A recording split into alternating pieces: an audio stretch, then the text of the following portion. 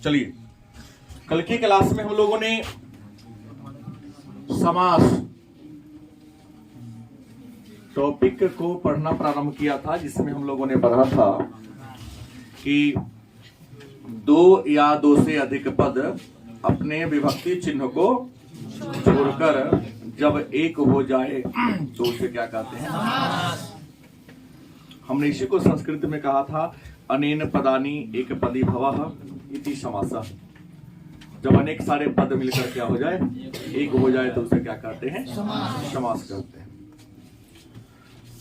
समासिक पद को उसके विभक्ति चिन्ह के साथ क्या कर देना? लिख देना। समासिक पद को उनके विभक्ति चिन्ह के साथ लिख देना समास विग्रह कहलाता है। हमने समास के भेद की बात किया कि समास के भेद कितने हैं, तो कल के क्लास में हमने कहा था समास के 6 भेद है, लेकिन एक और है नष्ट समास, उसके बारे में चर्चा होगी। 6 समास के भेद है।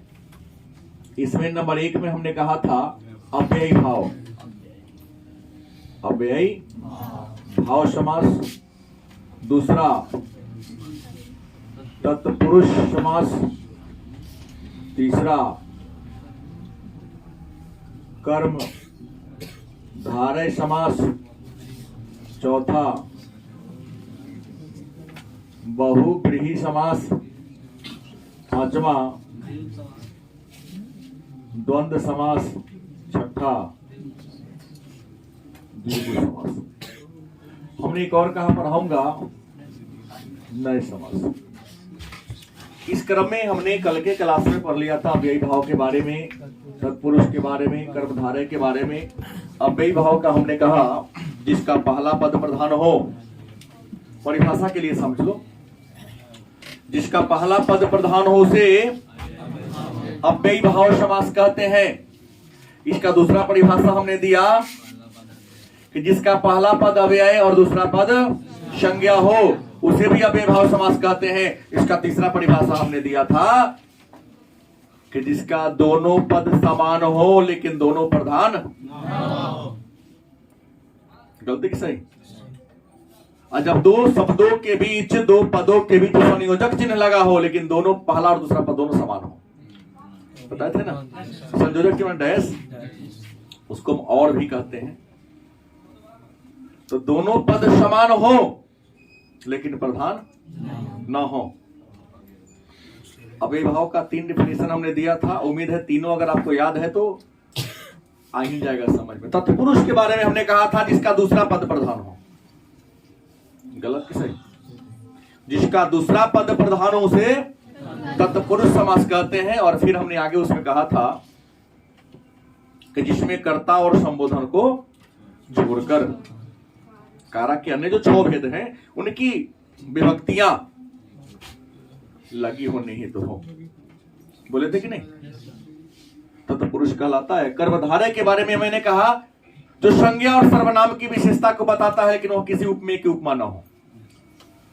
विशेष च विशेष नीति कर्मधारय हमने कहा जो किसी विशेष्य की विशेषता को लेकिन वह किसी उपमेय की उपमा न हो। उदाहरण कोई नहीं हो ऐसा। या यूं कह सकते हो किसी भगवान के नाम का समानार्थी शब्द। गलत कि सही? इतना तो हमने पढ़ा था, याद होगा आप लोगों को। आज हम लोग पढ़ेंगे कौन? बहुव्रीहि समास।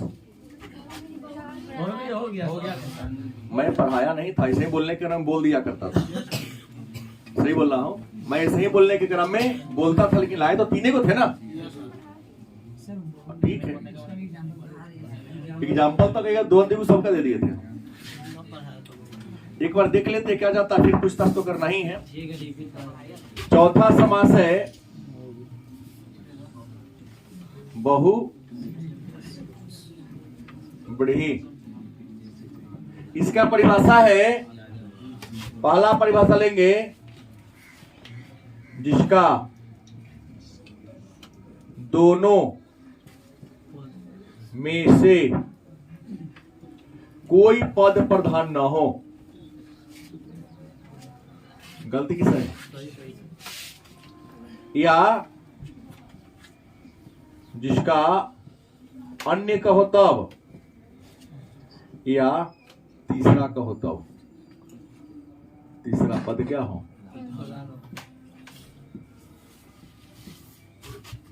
यही ना हमने कहा था, अगर कहा भी होगा तो यही कहा होगा।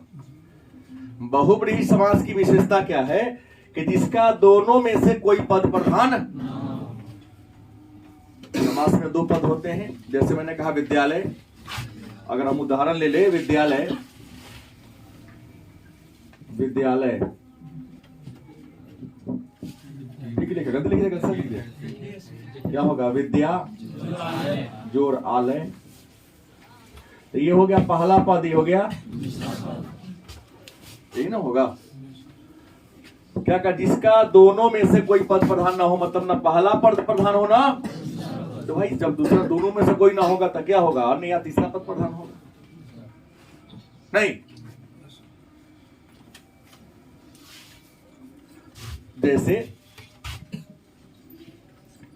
जैसे हमने कहा चंद्रशेखर, चंद्रशेखर, विग्रह करेंगे तो क्या होगा? चंद्रमा हो जिसके सिर पर, चंद्रशेखर का विग्रह क्या होगा? चंद्रमा हो जिसके, तो लिखते हैं चंद्रशेखर, लेकिन अर्थ क्या हो रहा है? शिव। नहीं, हम लिखते हैं दशानन, दशानन, 10 सिर हो जिसका, तो कहते हैं 10 सिर हो जिसका, लेकिन अन्य दूसरा मन तीसरा पद प्रधान हो, लेकिन प्रधान कौन हो जा रहा है? रावण। नहीं, हम लिखते हैं पीताम्बर। देखिए प्रश्न करता है कि विग्रह पर परिभाषा बदल जाता है, विग्रह करने का तरीका चेंज होगा, आपका समास बदल जाएगा। अगर हम लिखे पीताम्बर, पीला अंबर, हमने कहा पीताम्बर और अर्थ क्या दिया? पीला अंबर, तो कर्मधारय समास होगा। विग्रह करने का तरीका चेंज होगा, समास क्या हो जाएगा? बदल जाएगा। अगर हमने कहा पीताम्बर और उसका विग्रह क्या लिखा? पीला अंबर, तो कर्मधारय होगा। और कहीं विग्रह कर दे पीला अंबर हो जिसका, तो बहुब्रीहि होगा, क्योंकि ऐसा विष्णु कहे। पीला अंबर हो जिसका, तो विष्णु होगा। अब पीला अंबर सीधे कह दिया तो क्या होगा?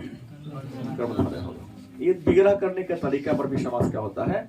बदल जाता है। ऐसे पीताम्बर आपका बहुब्रीहि समास होगा। पीला अंबर हो जिसका, तो विष्णु भगवान का वस्त्र। इसका विशेषण चक्र पानी, गलत कि सही? जिसके हाथ में चक्र हो विष्णु, बहुब्रीहि हो गया। एक दंत, गजानन, क्या जी? त्रिनेत्र, शिव को कहते हैं। गलत कि सही? एक लाइन में जान लो कि जितने भगवान के नाम के पर्यायवाची शब्द है लगभग सभी बहुब्रीहि समास होगा। तो बहुब्रीहि समझ में आया होगा। अगला है द्वंद्व। द्वंद्व का डिफिनीशन अगर मैं लूं कि द्वंद्व समास किसे कहते हैं, तो द्वंद्व का परिभाषा होगा जिस समासिक पद का दोनों पद प्रधान हो, दोनों पद प्रधान हो, लेकिन क्या हो? समान ना हो। गलती की सही? दोनों पद प्रधान हो लेकिन समान, क्योंकि यदि समान हो गया तो अव्ययी भाव हो जाएगा। दोनों पद प्रधान हो लेकिन दोनों समान, या जिसमें संयोजक चिन्ह, गलती की सही, लगा हो, या जिसमें और का भाव छिपा हो। बोलिए गलत कि सही? जिसमें संयोजक चिन्ह लगा हो या जिसमें और का भाव छुपा हो। राइट? बोलिए, चलेगा कि ना चलेगा? हमने कहा कि समासिक पद का दोनों पद प्रधान हो। हमने कहा माता पिता, डैश देंगे माता और पिता, माता डैश पिता। तब बताओ ना, मम्मी प्रधान है कि पापा प्रधान? नहीं, दोनों प्रधान।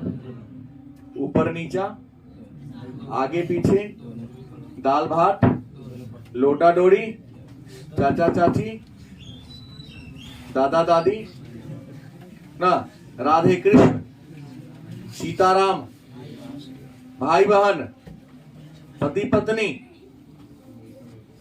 गलत या सही?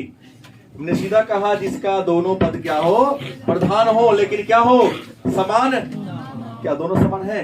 समान क्या होता? सीता सीता, सीता सीता, ये समान हो गया, क्योंकि यहाँ भी सीता, यहाँ नहीं, कुछ भी हो सकता। मैंने एक लिखा है, जी जान। जी में डैश के बाद तब जान आता है ना, जी और जान, चार थे, दोनों समास होगा। तो अपना हिसाब है। आपने कहा जी जान, जी जान कौन समास है? तो क्या लिखेगा? जी बिगड़ा करो और जान, बिगड़ा करेंगे तो क्या होगा? जी और जान। तो जिसमें लिख दिया और का भाव छिपा हो, लाभा लाभ और लाभ हो रहा है। लाभा लाभ का बिगड़ा करो ना, क्या होगा? लाभ और लाभ, या लाभ ही लाभ? नहीं, लाभ ही लाभ। अगर लाभ ही लाभ करते हैं तो तत्पुरुष हो जाएगा, और लाभ और लाभ लिखते हैं तो बहुब्रीहि समास हो जाएगा। अब बिगड़ा हमने पहले कई बार बोला है कि बिगड़ा करने का तरीका देख लो कि बिगड़ा क्या दे रहा हूं। अगर परीक्षा पूछते कि लाभ ही लाभ कौन समास होगा, तत्पुरुष ले लेंगे। लाभ और लाभ कौन समास होगा? क्योंकि बिगड़ा करके भी आपसे समास पूछ सकता है। हालांकि आप लोगों से नहीं पूछेगा, तो प्रतियोगिता परीक्षा में आएगा। छोटे बच्चों के लिए इतना नहीं चलता है। गलत या सही? ये अगर समझ में आ गई तो मैं आगे बढ़ूं। बहुब्रीहि समझ में आ गया। और कौन है? द्वंद्व भी आ गया समझ में। छठा कौन है? द्विगु समास। क्या लगता है? जिसका प्रथम पद संख्यावाची हो।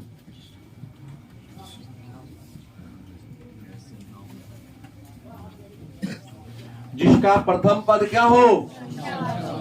लेकिन एक बार जोड़ दो, लेकिन किसी उपमेय की उपमा न हो। पहला पद क्या हो? संख्यावाची हो, लेकिन किसी उपमेय की उपमा। पहला पद जैसे मैं संख्यावाची हो तो मैं यहां लिख सकता हूं एक एक। हम थोड़ा कंफ्यूजन में डाला, एक एक, एक और एक हो जाएगा बहुब्रीहि। क्या जी? एक एक तो यहाँ बिगड़ा करके देखो ना, यहाँ एक और एक ना हो रहा है। खैर, तो आपने ठीक कहा। पंचपात्र, पंच पात्र, नवग्रह, हाँ, त्रिलोकी, हाँ, नवरत्न, आपने कहा चौराहा, हमने कहा सप्ताह, वेरी गुड, दोपहर, त्रिभवन, त्रिभुवन होगा, त्रिभवन होगा, लेकिन त्रिनेत्र नहीं होगा। वो तो बहुत त्रिनेत्र कहते हैं भगवान शिव को। हाँ, बहुब्रीहि में आ जाएगा वो। तो हमने पहले कहा किसी उपमेय की उपमा मिला लीजिएगा, कोनो भगवान के नाम ना हो। बाकी जितना भी संख्यावाची हो, फिर दशानन, 10 और 2 रावण है तो नहीं चलेगा, बहुब्रीहि हो जाएगा। प्रथमा, द्वितीय, तृतीय, चतुर्दशी, पंचमी, षष्ठी, सप्तमी, अष्टमी, नवमी, दशमी, एकादशी, द्वादशी, त्रयोदशी, चतुर्दशी, पूर्णिमा, सब चलेगा इसमें। सारा क्या हो जाएगा? हाँ, त्रिकोण में चलेगा, चतुर्भुज, पंचभुज, षष्ठभुज, सप्तभुज, अष्टभुज नहीं। और भी है क्या? पंचवाटिका क्यों नहीं होगा? पंचवाटिका, पंच माने 5 आ रहा ना, 5 को वाटिका। भाई सीधा करना है, इसमें बिना झिझक की हुई अगर पहले का सब पद जो है संख्या को डिनोट कर रहा है तो आप ये मान लो क्या होगा, संख्या पूर्वे दिगु, दिगु समास ही होगा। किसी प्रकार का कंफ्यूजन है किसी बच्चे को? हमने कहा जिस समास का पहला पद संख्यावाची हो, नहीं हम कोई शब्द लिखे लेकिन पहले संख्या को डिनोट कर रहा, जैसे पंचपात्र, पंचामृत, सप्ताह। आपने कहा त्रिभुवन, त्रिभुवन, त्रिलोक, त्रिकोण, क्या चतुर्भुज, बहुत होगा, ये सारे क्या होंगे। लेकिन इसी में त्रिदेव नहीं चलेगा, वो संख्या ही है। लेकिन त्रिदेव कहते हैं ब्रह्मा, विष्णु और महेश अर्थात शिव को कहते हैं। त्रिपुरारी नहीं चलेगा, भगवान शिव का ही नाम है त्रिपुरारी। उन्होंने त्रिपुरासुर का वध किया था, तो त्रिपुरासुर का वध करने के कारण उनका नाम पड़ गया था त्रिपुरारी। कई नाम है। ये बात समझ गए तो आगे बढ़ो। हमने कहा किसी का उदाहरण ना हो। मैंने कहा ना, कहते हैं दशानन, दशानन किसका उपमा है? रावण। हमने कहा त्रिनेत्र, त्रिनेत्र तीनों संख्या दिखा रहा, तीन आंख, लेकिन त्रिनेत्र किसका उपमा है? भगवान शिव को कहते हैं। हमने पहले कह दिया उपमेय की उपमा मतलब करो भगवान के पर्यायवाची ना हो। गलत है सही? अगर होगा तो क्या होगा? बहुत बड़ी हो जाएगा। अगर कहेंगे तो मैं आगे बढ़ूंगा, आगे बढ़ू। लेकिन लास्ट बच गया कौन? नए समास बच गया। हमको तो इसका परिभाषा आप लोगों को आता है। नए समास का परिभाषा आप क्या लिखेंगे ना? जो नकारात्मक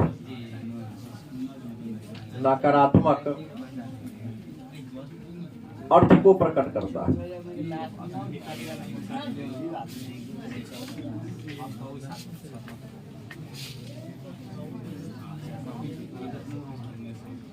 जो नकारात्मक अर्थ को प्रकट करता है, नहीं नए समास का लगा, जैसे कुपात्र, कुपुत्र, कुपुत्री, दुशासन। क्या जी? कुपात्र कुपुत्री तो दोनों जगह ही है।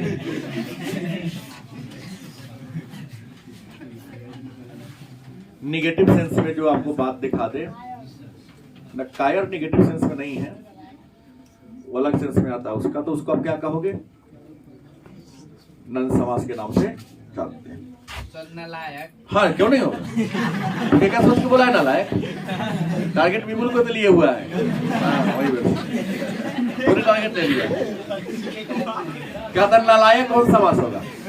तो जो लायक ना हो,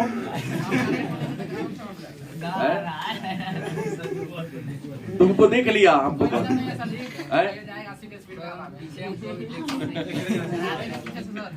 खैर नालायक और समास होगा, नया समास होगा। अच्छा है, उदाहरण कहीं से आए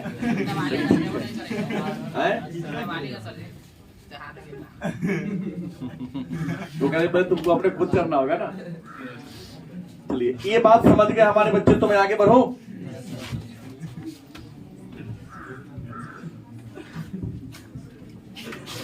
एक हाँ बाबू,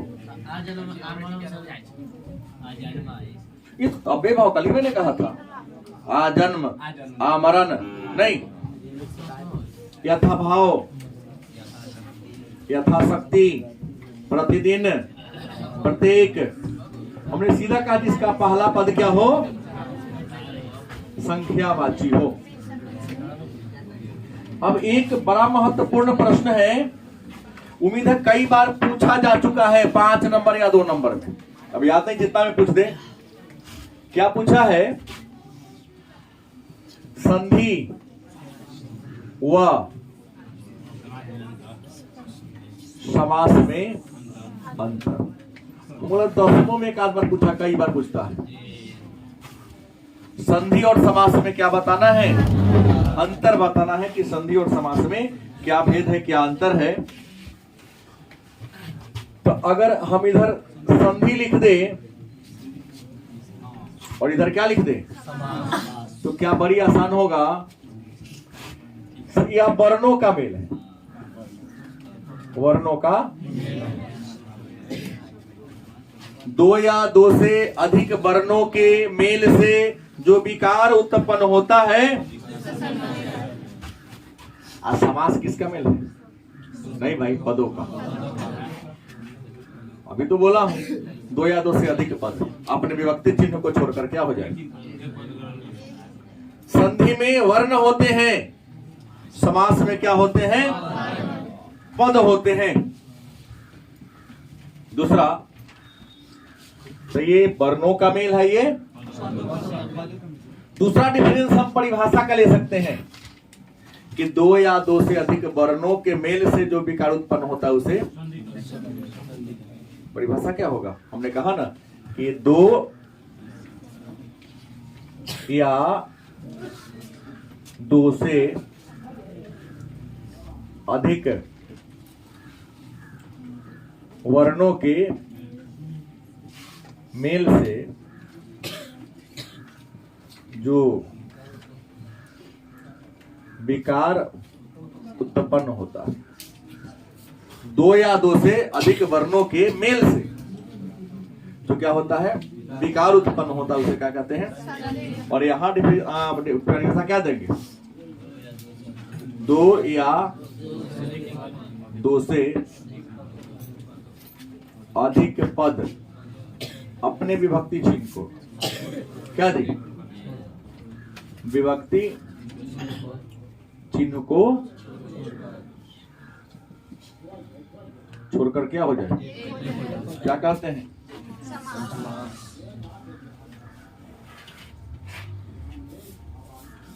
याद रखेंगे।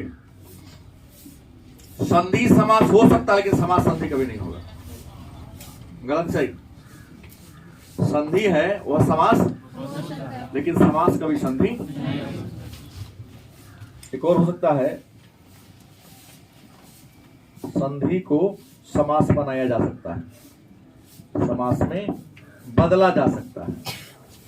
इसका क्या होगा, समास संधि नहीं होगा। संधि का समास हो सकता है लेकिन समास का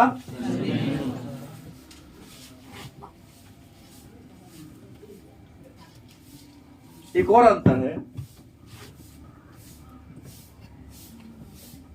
संधि में केवल तत्सम शब्द ही आते हैं। संधि में केवल तत्सम शब्द का ही यूज किया जाता है। और समास में क्या होगा, सभी प्रकार के शब्द। समास में सभी प्रकार के शब्द आते हैं, क्योंकि शब्द को तोड़िएगा, देखिएगा स्वर की मात्रा आती रहती है सब में, और नहीं आता विसर्गो शब्द व्यंजन में संधि में आता है तो हलंत लगा देते हैं। पढ़ाएंगे तो मैं आपको बताऊंगा। तो संधि केवल तत्सम शब्द का होता है। जैसे मैं उदाहरण दे रहा हूं यहां पर, नहीं समझे, विद्यालय क्या होगा, विद्या जोर आलय। तब विद्या, इसमें आ की मात्रा आ रही है, यहां भी क्या है, तो आ जोर आ बराबर आ ही होता है। तो विद्या जोर आलय, यही मैंने कह दिया, विद्यालय, विद्या, विद्या जोर आलय, तो विद्या, क्योंकि आ जोर आ बराबर आ होता है, तो विद्या, तुमने आ खत्म हो गया, विद्या लय। लेकिन दिगंबर में देखिएगा, एक व्यंजन संधि का उदाहरण दे रहा हूं। व्यंजन संधि का दिक जोर अंबर, यहां क में अ हटा दिया हूं, फलादा क है, तो अजोर अ बराबर अये होता है, कई बार आ भी होता है, अजोर बराबर आ हो जाता है, तो दिक जोर दिकंबर, यह हलंत न है तो यहां तो आएगा नहीं, और तो अधिक है ना, तो यहां से क हमने क्या कर दिया, छांट दिया है ना, तो दिक जोर अंबर बराबर क्या होगा, दिगंबर। आधा क और अ ग में बदल जाता है। जब व्यंजन संधि पढ़ाऊंगा तो मैं चर्चा करूंगा कि किसी शब्द का पहला तीसरा व्यंजन मिलने से क्या होता है, यह ग में बदल जाता है। इसलिए कहा हलंत माने आधा क और अ मिलके क्या होता है, ग में बदल जाता है। तो कहा जाएगा दिगंबर, लेकिन यहाँ मात्रा तो वाय का न है, इसलिए हमने कहा संधि में हमेशा तत्सम शब्द का प्रयोग होता है, लेकिन समास में देख एक और लास्ट, संधि में जब शब्द को तोड़ते हैं तो उसे क्या कहते हैं? विच्छेद कहते हैं। गलती किस है?